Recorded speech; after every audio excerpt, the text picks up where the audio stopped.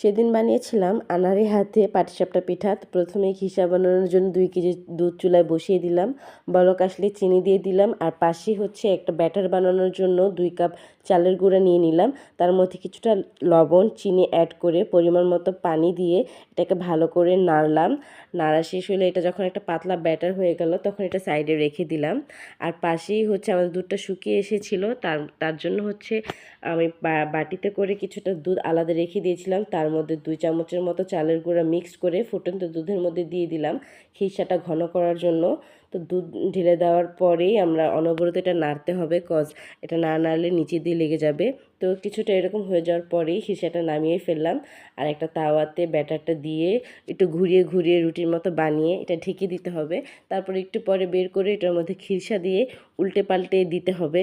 উল্টে উল্টে দিলেই আমাদের হচ্ছে পাটিসাপটা পিঠা রেডি হয়ে যাবে। এই দেখেন আমাদের পাটিসাপটা রেডি। সবাই ভালো থাকবেন। আল্লাহ হাফেজ।